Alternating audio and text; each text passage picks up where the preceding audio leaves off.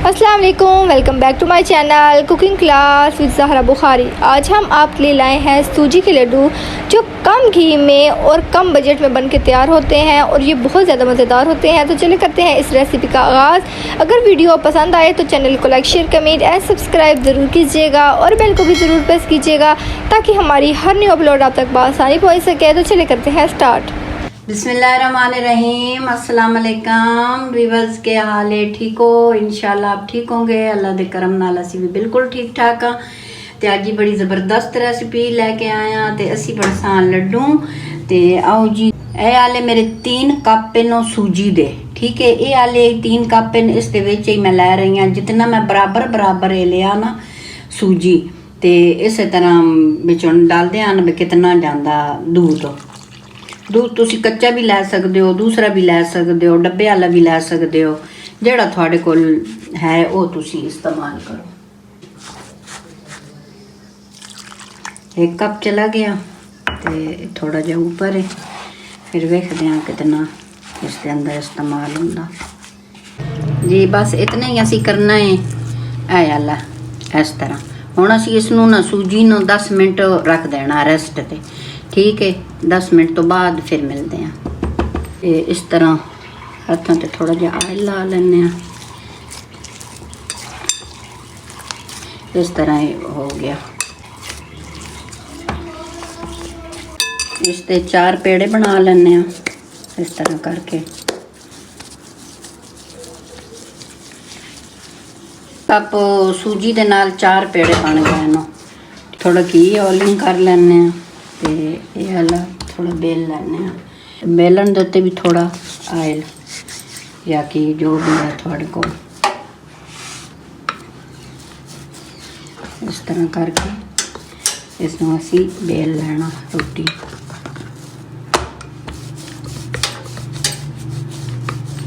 टेढ़ी मेढ़ी भी हो बन जाए, कोई मसला नहीं है। पैन पे थोड़ा घी ला लेना इस तरह करके। रोटी इसके अंदर डाल देनी। ये इसके अंदर ना तो ज्यादा ऑयल जाना। इस तरह करके अस रोटी बना लेनी। ये वाले लड्डू तुसी सफर विच भी दे सकते हो, कोई जान लगे तो गिफ्ट भी कर सकते हो अपने रिश्तेदारां चों। ते बहुत मजे के बन के तैयार होंदे। फॉक की मदद नाल इस तरह कर लेना ताकि सूजी अंदर तक पक बन जाए। इस तरह असी रोटियां बना लेने ना।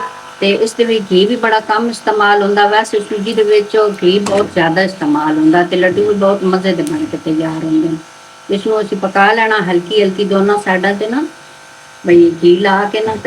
ये रोटी मेरी बन के तैयार हो गई है। ये एक रोटी साडी बन के तैयार हो गई ते दूसरी भी हल्का हल्का घी लसां ते इसनूं बना लसां इस तरह करके। ये सारिया रोटियां पका लियां तो इस तरह ना तोड़ लेने सारी रोटी नूं इस तरह करके। ये तोड़ के सूजी तुसी छान के लेनी है, वैसे नहीं लेनी। तो ये जड़ी ना खाने तो बाद मीठे ते दिल करे। इतने मज़ेदार लड्डू। इस विच ते ना घी का भी इस्तेमाल नहीं। अगर असी सूजी दे बनाने ना, सूजी में ज़्यादा घी इस्तेमाल होंदा। ये तो बिल्कुल ना होने के बराबर है। इस तरह करके सारिया रोटियां असी तोड़ लैनियां। तोड़ के मिक्सी दे विच असी ग्राइंड कर लेनी। इस तरह डाल के ना ग्राइंड कर लेनी। ठीक हो गया जी। इस तरह ना सारा असी ग्राइंड कर लिया। जग दे विच मसला हो रहा सी, फिर मैं ना गरम मसाले वाली डब्बी ना इस दे विच सारा कर लिया, ठीक है। तो इसके अंदर डालते हैं कुछ पिस्ते, बादाम ते नारियल मूली कंडे दे विच क्रश होया। इसनूं मैं 2 चम्मच 3 चम्मच डाल के ना खाने वालियां घी दियां ते इसनूं ना रोस्ट थोड़ा कर लिया। जलाउणा नहीं है, हल्की आंच ते ना इसनूं रोस्ट कर लेना, ठीक है ना। इसनूं मिक्स करना। इस दे नाल मैं सूजी नापी ना 3 कप ने। इस दे नाल ही 1 हाफ कप हो, 1 पूरा कप हो, यानी कि 1.5 कप चीनी ग्राइंड करके ना ते वो वाली लै लईए। इस दे अंदर ये डलसा कम चीनी खांदे हो तो तुसी बेशक 1 कप लै लो। वो तो थोड़े ते है ना, चेक कर सकते हो कितनी तुहानू पसंद है।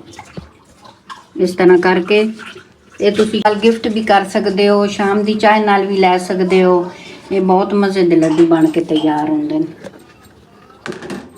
इस तरह सारे मिक्स कर लेना ना। इस दे विच सारे 3 तो 4 चम्मच बैंदा घी, इतना ज़्यादा नहीं इसके अंदर डालना, ठीक है। तो इतना जे अगर सूजी भुनी हो सोई तो बहुत ज़्यादा बैंदा। इसके हम अंदर डाल लेना थोड़ा जिहा दूध। इस तरह ना अभी तक नहीं बन रहा है, थोड़ा जिहा दूध और डालना। ये बहुत जूसी मज़ेदार बन के तैयार होंगे। इस तरह ना जो सही बैंडिंग हो रही है, इस तरह करके ना दरमियाने साइज दे लड्डू बना ले सा।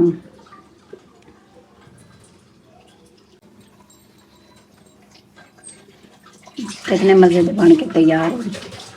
इसी तरह असी सारे तैयार कर ले सा। माशाल्लाह जी सूजी के लड्डू बन के हो गए तैयार। इतने मज़े दे माशाल्लाह तैयार होए नो। तुसी भी बनाया इंशाल्लाह, बहुत मज़े दे बनते ने।